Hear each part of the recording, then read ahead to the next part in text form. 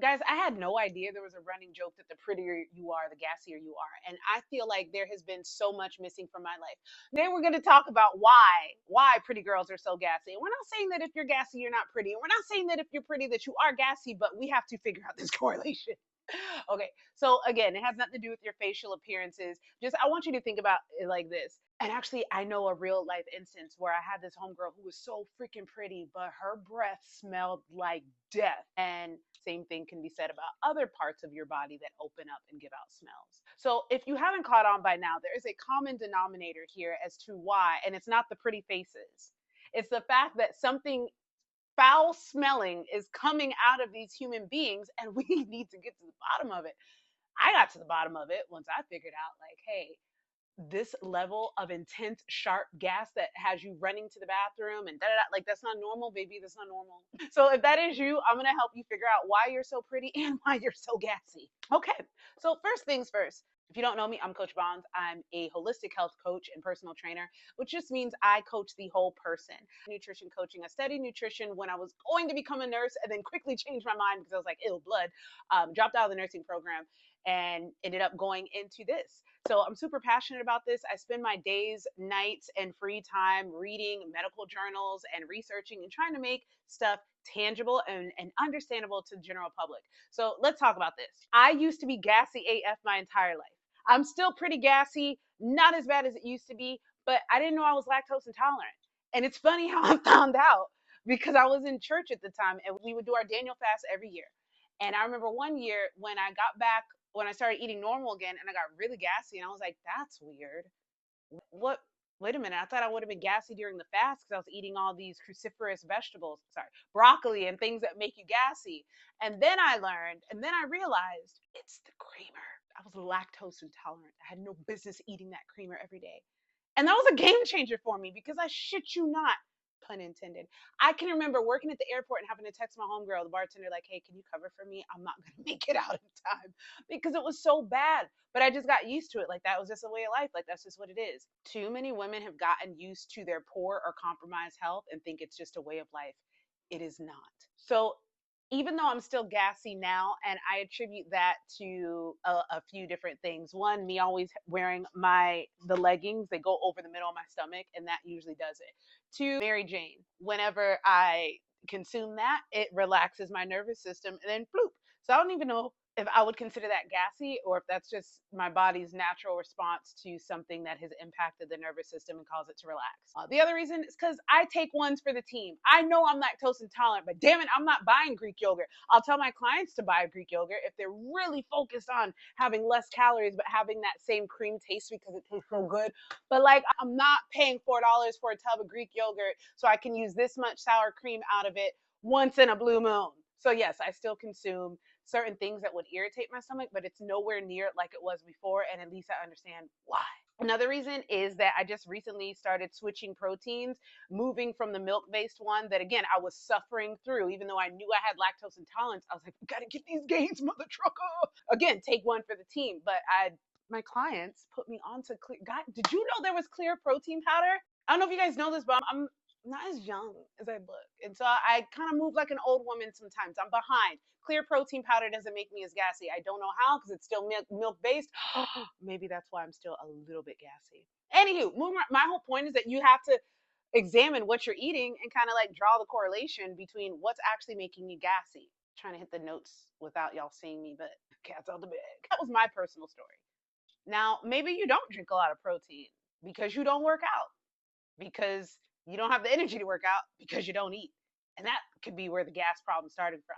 Because hunger, right, is a response to your body releasing ghrelin, which is a chemical that tells your body ghrelin, grumbling, think of it like that. And if the hunger pain that you feel is that hormone, right? Mixed with stomach gases.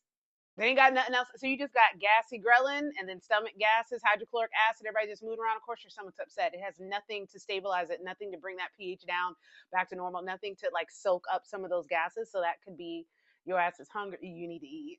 Could be one thing. Drinking sodas, which is, or when you eat, like a lot of women don't eat consistently. And when they do eat, it's something highly palatable, maybe something that could cause bloating. Like for a lot of women, carbs cause bloating. And as I mentioned, people that want to eat clean and eat healthy, they may be really skinny and really pretty, and all they eat is vegetables. Girls that are like vegetarians and vegans, people that have alternative diets, and cutting out whole food groups or whole groups of food that your body actually needs and thrives on, it can have adverse effects on your body like this. When you don't eat a lot and when you cut out food groups, you also cut out some really healthy foods, probiotics that would be in your food that would feed your gut biome and make it happy, but you don't know what they are. Or you don't eat a diverse variety of foods because you think carbs are bad, or because you think that you got to only eat clean, and then this leads to issues like this. We could also throw in stress.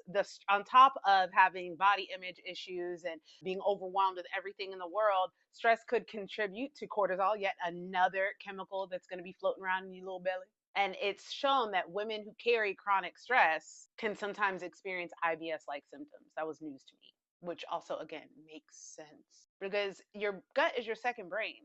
So if your brain knows you stress, girl, your gut knows you are stressed and it is responding accordingly. Another one that you guys may be surprised about is my liquid only girls, my coffee, my smoothies, my fraps, salads without any protein in them. This is not enough bulk items, if you will, for like proper digestion to take place in your body. You got to give your body something to digest. Them little liquids floating around, that salad that had no substance in it, besides the micronutrients. You got macros, protein, fats, and carbs. You got micronutrients. Those are vitamins and minerals. So yay for that. But those are things your body needs in small amounts. The things your body needs in large amounts, the protein, the fats, and the carbs, if you're trying to skate your way around those things so that you can have low calories, you're literally fighting against yourself. Please see my previous video about are you eating enough? Also, a lot of women are doing low fat diets, which you don't need an excessive amount of fat. But again, a lot of people are putting themselves on diets and deficits and they don't even know what the baseline is. How you gonna have something that's low fat when you don't even know like what the threshold is where it should be? So the threshold could be here, right? For like how much fat you need a day. And you're talking about low fat. I'm gonna have like none a day. And it's like that's not, it doesn't have to be 0 to 100. But in doing so, this messes with your bile production, which makes it harder to digest fats, which is going to lead to bloating and discomfort. The other thing, IBS is pretty common in women. We're like 1.5 to 3 times as likely to get it more than men will. God, there's so many things out there, so many mysteries. If only people had been studying women and not just men. And then finally, this may not be your diet. It could be anxiety because we've already talked about how your gut is your second brain. Anxiety plus an irritated gut or a gut that hasn't been properly fed or all of these things that I've mentioned is going to keep you stuck in a constant cycle of bloating, gas, diarrhea, and yes, even constipation. That one's going to have to do with a lack of this. So many people are constipated. I'm like, you ain't giving your body no lube, girl. Of course it's stuck in there hard as a rock. So to recap, being pretty doesn't make you gassy, but if you think that being thin is the only thing that makes you attractive, you might do some really crazy things that are not great for your body, which result in you being gassy. You restricting your body from what it needs is doing more harm than good. I promise you. When you stress about weight loss, it always does, like, people tell you not to worry about things. Well, it's the same thing. If you're stressing about weight loss to the point where you do this, it's counterproductive. Most fad diets will help you lose weight and destroy your gut. So that's also a thing. And finally, most women are more prone to IBS, so you may have it. So at the end of the day, I need you to realize that taking care of yourself is more important than how fast you lose weight or how pretty you look or the size that you wear. Okay? Because anything can be constructed, except for boobs. Like you can't buy boobs. Anything can be, your body is very adaptable. If you want it to look a certain way, if you want to lean out, you want to get stronger, you want to do all these things, the only way to get there is going to be properly fueling you. Even people that take all the drugs and all the enhancements, get all the surgery, if their goal was to be able to look and feel better, those drugs weren't the answer. So I promise you, take care of yourself. It's going to pay off. Hope you found this helpful. Make sure that you comment. Let me know what you found valuable, what you want to learn more about, and please share this with a female that needs to hear it. I'll see you next time.